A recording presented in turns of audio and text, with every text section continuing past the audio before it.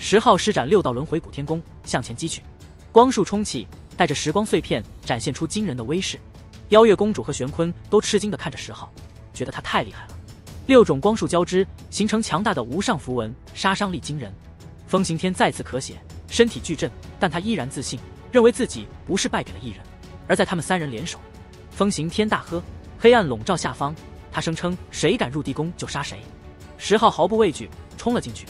黑暗中，风行天出手，10号以至刚至阳的古文迎击，两人一拳对一拳，力量惊天动地。风行天没想到10号的肉身这么强，他自幼浸泡在灵液中，淬炼出不坏之身，成年后更是强大无比。但这一次，他居然没能奈何10号。风行天心中疑惑，这个名不见经传的家伙怎么会有这么厉害的体质？他再次出手，动用黑暗魔拳，这是一种古老而可怕的大法。10号转身迎击，两人拳头相撞，火星四溅。黑暗魔拳虽强，但也没能伤到10号。风行天感到拳头剧痛，心中震惊，这个少年到底是谁，居然能和他平分秋色？10号再次出手，两人在黑暗中激烈交锋，法则交织，秩序神炼横空，光芒照亮黑暗。两人又一次大碰撞，虚空中洒落嫣红的血。此时，邀月公主和玄坤也加入了战斗。风行天大口咳血，转身冲向地宫。地面上来了很多人，看到这里的战况都震惊了，他们纷纷议论，那个和风行天厮杀的人是谁？怎么从未见过？经过一番激战，深渊四壁崩塌，越发壮阔。地宫恢宏，是一片古老的地下建筑。风行天第一个冲了进去，出乎意料的没有遇到什么可怕的符文，顺利的进去了。10号等人紧随其后，发现地宫内居然生长着一株碧绿的古树，如同绿玉雕琢而成，充满生机。这让10号觉得有些不对劲，这里自成一界，是一个小千世界。风行天进入地宫后，再次出手，施展黑暗魔拳，试图阻击10号，但他发现短时间内难以杀伤10号，于是他提出单独一战，却被10号拒绝。10号表示单独一战，风行天也不是他的对手。风行天自信满满，认为自己可以轻易击败10号。10号冷笑，表示愿意一试。邀月公主和玄坤也进入了地宫，他们表示不会插手10号和风行天的战斗，但随后却同时出手攻击风行天。邀月公主发出一道月光，玄坤施展大法，土黄色气息弥漫，两人联手试图除掉风行天。风行天冷哼道：“就知道你们不守承诺。”玄坤冷冷回应道：“跟你还讲什么承诺？”他被风行天偷袭过，差点丧命，心中恨意难消。邀月公主则觉得风行天威胁太大，她不仅掌握了风族的传承，还得到了黑暗古天弓，非常危险。风行天大喝一声，黑暗天弓与风族本源力结合，效果惊人。他隐去身形，周围一片黑暗。10号、玄坤和邀月公主都睁开了天眼，但黑暗天弓影响了他们的神觉。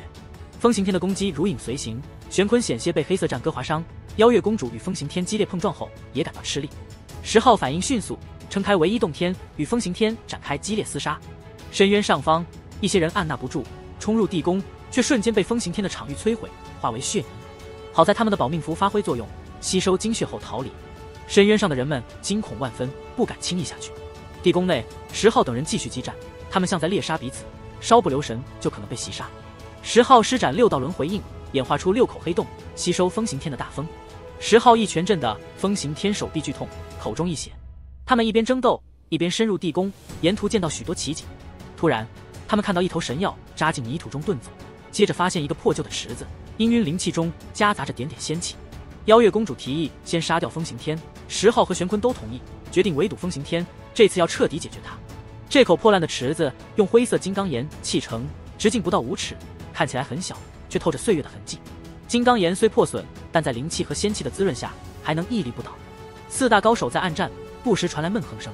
他们主攻风行天，但彼此也戒备着。这时，他们都奔向那口池子，谁都不甘落后，怕错过一场大机缘。他们觉得池中有至宝，可能是当年战场遗落的残破仙器。这种东西和九黄炉一样，是长生者留下的无上法器，人间罕见。只要池中的器物不是残存的太厉害，就会成为绝世大杀器。玄坤出手，咬着牙跟10号硬拼了一击。10号一开始跟他并肩而行，但很快超过了他，接近了破旧古池。虽然刚才是联盟者，但关乎古代至宝，同盟关系变得脆弱不堪。玄坤原本强横无比，若非现在受了重伤，本源有损，谁都无法小觑他。他受的是道伤，这是一种最可怕的伤痕，换做一般的修士必死无疑。但玄坤有3道仙气，能保命。只是这伤确实影响战力，这一击后他脸色苍白。10号又是一拳， 6道轮回之力化作黑色浪潮，震得玄坤大口咳血。另一边，妖月公主与风行天激烈碰撞，雷电、黑暗天风、月光等剧烈沸腾。面对古仙池，谁都不平静，全都舍生忘死，想要得到它。一声巨响，4人离得太近，符文融汇，发生剧烈大爆炸，裂开了苍宇。深渊上方，所有人都瞠目结舌，难以想象下方的战斗有多恐怖。这种力量如果打在他们身上，必死无疑。这就是修出3道仙气的人，高高在上，难以力敌。地宫中就10代印记的建筑在巨大冲击下依然完好，因为它们蕴含着大道纹络。10号、妖月、玄坤、风行天冲到古池镜前，都想伸手抓取池中的东西。然而下一刻，他们浑身起鸡皮疙瘩，感觉像是被可怕的兵器抵住了咽喉，果断倒退。他们心中冰凉，感觉不祥，但仔细思虑后，觉得这可能是一桩天大的机缘，不容错过。他们再次谨慎地向前跨步，睁开天眼。古池中很模糊，有神泉液，但不多，各种灵光与彩雾蒸腾而上。隐约间，他们看到一个像蝴蝶的东西，被混沌雾丝裹着。妖月公主惊讶，因为那东西很像一只3尺多长的古蝶。10号蹙眉，他觉得体内的黄蝶有关，似乎在复苏。黄蝶太稀少了，自古以来很难成双成对出现。有人怀疑，自太古至今都是那一只蝶不断涅槃。10号体内那口鼎里冒起一片烟霞，黄蝶彻底醒了。他好像感觉到了外面的气息，像是看穿了什么。这会儿，池子里的雾霭竟然散开了一点，最底部的混沌也变淡了。妖月惊讶道：“这不就是一只古蝶吗？”其他3个人也都愣愣地看着，暂时没动手。这只蝴蝶有3尺长，要是看不太清楚的话，它的双翼和身体有一种说不出来的美感，就像世上最完美的艺术品。可惜，它好像被老天爷嫉妒了。仔细看能发现，它应该是死了。原本5颜6色的双翼大部分都变暗了，身体都烂了。只有少部分金色斑纹和彩色纹络还在身上，没消失。可以想象，它要是没坏的话，肯定美得惊人。就是现在这样，从那股腐烂的气味里，还是时不时冒出阵阵仙光。那些一丝丝的仙气，也是从腐烂的身体里冒出来的。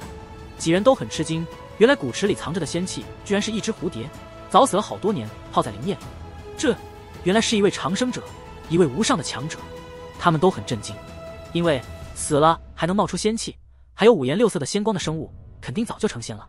可是这么厉害的一个生灵，还是死在了过去。很明显，他是打仗死的，受了很厉害的伤，身体都坏了。这事儿发生在仙古纪元，他体内有很可怕的神秘力量在侵蚀身体，这是敌人留下的。这么多年过去了，他还能留下来，真不简单。一位长生者，玄坤、风行天和妖月都眼睛发亮，都想立刻把他抢过来，因为这是古代的不朽之仙，是现在不可能再出现的超级强者。他就算烂了、坏了，也还是无价之宝。这只蝴蝶的体内，说不定还藏着什么宝贝呢。这种级别的生灵，就算是仙古也没几个，是世界上最厉害的天地之主。他们的任何一物都是不可思议的。要是能在他体内找到道书、兵器之类的，那就更惊人了，能震动整个天地。10号体内点点霞光闪动，黄蝶很懒散，想从古鼎里爬出来。黄蝶苏醒了，10号心里一喜，古池里也有蝶，他隐隐期待着。玄坤受伤最重，提议要是有宝贝就平分，不想再打。妖月公主瞅着10号，笑着问他的想法。风行天担心3人联手先除掉他，因为之前他们就想这么干。10号点头同意平分，妖月公主也答应了。风行天抢先出手，黑暗之力汹涌，可10号他们3人也瞬间反击。风行天被打得横飞，喷血不止。突然传来一阵冷笑声，把大家都吓了一跳。一个强大的生灵出现了，把他们都锁定了。是那只古蝶吗？妖月声音微颤，非常不自在。在这里除却那只腐烂的蝴蝶，还有其他生物吗？那只古蝶不是战死在上一纪元了吗？玄坤倒退，盯着不远处。雾霭散尽，一个人形生灵走出，来到地宫中。不知道为何，妖月、玄坤都长出了一口气。外界来的生物总比那只腐烂的蝴蝶发生尸变要强得多。可10号却不这么认为，那个人刚一进来就盯住了他，且透发出一股冷意，很森寒。有些意思，6道轮回谷天宫又现于世间了，真是多事之秋啊。他轻语，雾气散尽，他露出了真容。这是一个中年人，中等身材，长得很结实，不算高，像是黄铜铸成，肌肤有淡黄色光芒流动。他的眼睛很犀利，仿若2轮小太阳般灿灿，谈不上英俊，只能算是普通，但是他却有一股唯我独尊的气概，眸子中带着冷冽，还有一种轻蔑扫视几人。很明显，他并不将几人放在心上，对10号、妖月等几位小辈不在意。这是实力的体现，以他修道漫长岁月所达到的高度，目前自然可以轻易抹杀几人。6叔，风行天惊喜，叫出声来。他没有想到在这里见到了族叔，那个号称天神境1月后才最终崛起的强人，在风族很有传奇色彩。此人叫风昭，早年时并不出色，不曾修出仙气。可是天神境终极1月时，他进行了一次大涅槃，脱胎换骨，超越同辈。这是一个厚积薄发，修到500年才有所成的人。随后他一路势如破竹，高歌猛进。到了现在，他修为深不可测，一只脚已经踏进一个非常玄妙的领域中，是不可想象的超级存在，在风族中有着举足轻重的地位。如今他被尊为封侯。要知道，风族乃是长生世家，史上曾经有人不朽，底蕴深厚，恐怖绝伦。在这样一个家族被尊为封侯，其地位可想而知，是一个非常难缠与了不得的人物。当日，风族内那位老祖宗知道3000道州有一个石姓少年要来无量天时，才说了几句，封侯便去安排了。正是他找到了元清，让他出手的。风行天惊异道：“六叔，你怎么来了？”风昭说道：“静极思动，化身为一个小修士，乘坐你们书院的战船来这里看一看。”当听到这些话语，邀月、玄坤脸色苍白，预感大事不妙。封侯太强了，居然避过了几位长老，不曾被发现。若是他不来，风行天多半危矣，可能会被击杀在此。可是封侯突兀出现，一下子就改变了结局，这太突然了，谁都没有想到会是这样一个结果。封侯对风行天说道：“玄坤，你很不错，有些胆魄，天赋超绝，再给你数百年时间，必然化龙冲天而去。”随后他又看向了邀月公主，目光中带着欣赏，道：“邀月，数年未见，你出落得越发灵动漂亮了，带着仙气，当真是人间绝丽佳人。”不知道为何被他这样称赞，邀月公主很不自在。她在对方的双目深处看到一些异样，让她不安，勉强一笑，道：“见过风六叔，同为长生世家，可是彼此族群间绝对是竞争关系。风前辈，你意欲如何？”玄坤问道。“你们都是修出3道仙气的绝世天才，陨落任何一个都是一种损失，毕竟将来这天下会大乱，还指望你们平乱呢。”风昭说道。玄坤不语，总觉得很压抑。邀月则退后了2步，始终不安，因为在对方的眼中看到了一种野性，还有一种炽热，盯着他的身体看。她虽然为天之娇女，但是终究还没有崛起，不能傲视9天10地呢，现在很担心。风昭表示他不想让太多人知道他出现在这里，以免影响不好。风行天明白六叔此行一是为了保护自己，二是为了探查天神书院的虚实，所以才化身普通人潜伏其中。玄坤和邀月公主都变了脸色，心中涌起不祥的预感。风昭说：“舍不得杀掉，不如跟我走吧。”他们脸色大变，意识到最糟糕的事情发生了。风昭觊觎他们拥有3道仙气的肉身，还想探究他们的天宫秘法。风昭笑着说道：“放心，你们不会从世上消失，我可不想做9天10地的罪人。”石浩在一旁看得很清楚，知道这个人带着极大的恶意而来，绝不会善罢甘休。他准备动用万灵图、雷帝甲胄等自保。风昭突然转身看向石浩，说道：“我很厌恶会6道轮回天宫的人。”石浩冷漠地看着他。风昭接着说道：“那就从你开始吧，你的躯壳很强，值得剥离出来。如果小心熬炼的话，也许可以塑造出一个绝世高手。”他绕着石浩转了一圈，像是在看一件商品，生杀予夺都在他掌控之中。邀月和玄坤都变了脸色，担心自己也会有同样的结局。他们曾听闻过一些诡异的传说，知道有些拥有3道仙气的修士来历神秘，与古代的妖邪传承有关。他们担心风昭会剥夺他们的道骨，用他们的肉壳去造就其他人。风昭盯着石浩问道：“从你开始，你是自愿还是等我出手？”石浩心里暗骂，这风昭也太不要脸了吧，明摆着欺负人呢。人家好歹也是个厉害角色，说不定能成至尊呢，可居然来对付他们这些小辈。石浩心里憋屈得很，真想骂他一句：“你还要脸吗？”风昭看着石浩一副悠然自得的样子，笑道：“呵，不说话吗？少年人骨气很硬，但我喜欢重塑，日后你的肉身会成为一代至强者。”他把石浩当成了摆件，根本没把他当回事，觉得自己这么厉害，谁敢反抗？石浩气得不行，大声道：“你很卑劣。”风昭却一点都不生气，脸上还挂着笑，说：“是吗？没有人对我这样说过，都尊我一声封侯。”他一副无所谓的样子，也不着急动手。